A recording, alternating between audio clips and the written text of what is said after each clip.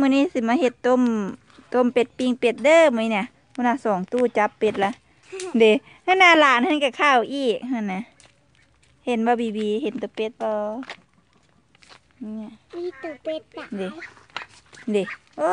คักคุณเด้เป็ดกับกาไปมั้ยน่ะสิต้มเป็ดเด้อว้าวต้มเป็ดมานี่นะต้มเป็ดมาเนี่ย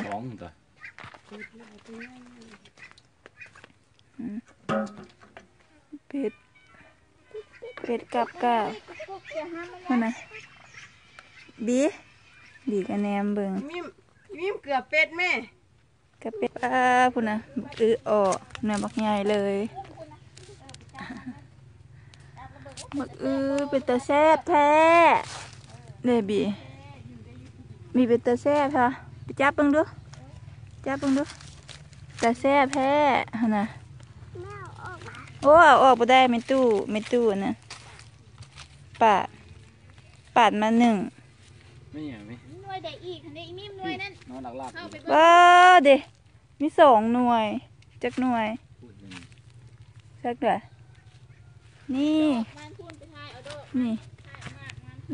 หมากหนึ่งอยู่นี่เด้มันรีอยู่นะเนื้อบักใหญ่เลยเด้เด้อยู่นี่ก็มีเด้บีตัวน้อยตัวน้อยจับค่ะสุดใดกับบกคักจนสุดนี่งามหลายปิ้งกินน้ำห้อนเนาะมื้อนั้นปิ้งแล้วกินข้าวฮ้อนๆก็พอนั่งอยู่ต่อไฟเลยมื้อสูงไม่กินเรือเขาเลยเนาะเบื่อเดียวดี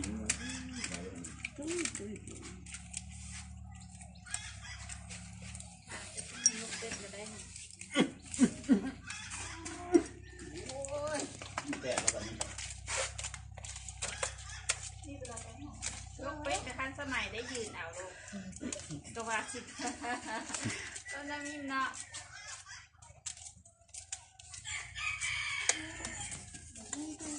ให้อย่าหายจะไม่ไปตลาดสิบ่ได้นะหายจะนะก็เหนียว4,200บ่เลิกแล้วกับปุ๊กกี้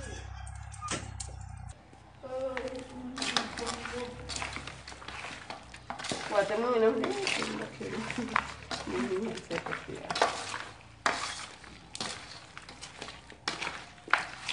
ปิ้งเป็ดเด้อพี่น้องมื้อนี้เนาะเป็ดตัวบักใหญ่เลย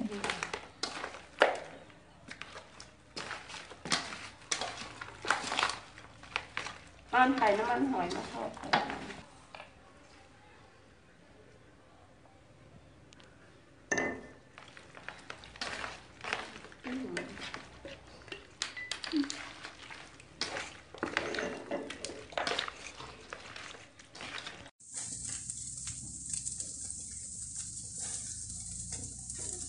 ปิ้งเป็ดเป็นตะแซ่บเนาะปิ้งเป็ดพี่น้องเอ้ยมาเด้อ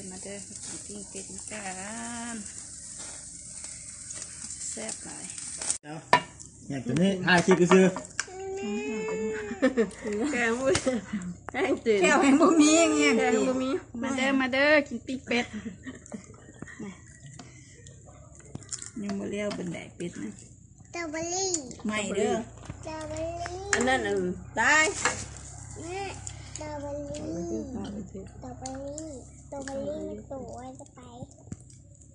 สตรอเบอรี่มันตัวไปแซ่บบ่มิมแซ่บสิไปเอาอันนั้นน่าค่ะค่ะแล้วยังทำแล้วแม่ให้ออนแม่เอาอย่างออน เกือบเอาจะได้นี่นะฮะจริงน้องก่อนเดี๋ยวจะมาตำเนาะตำอีมิมกินแล้วยกป้อนนะจับละแซ่บบ่มิมพี่นามิมยกโป้ให้แซ่บป้อนยกโป้ปินหน้าไปทุกนี่ปุ้นหน้าปินไปฮะเฮ็ดได้ไหนมิมแซ่บหลายนะ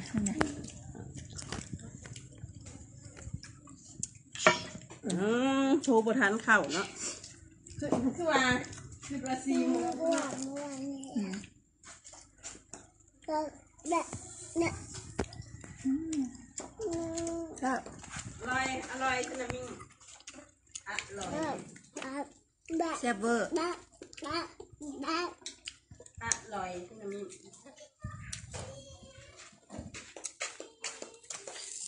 อ้าวทายตอนนี้ตอนนี้ไม่ทายเป็นถ้วยเปล่า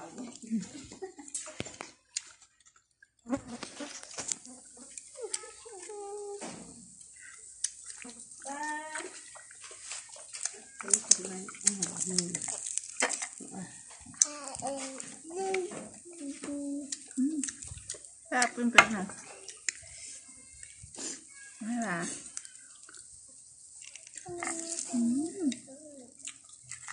โอ้ยใหญ่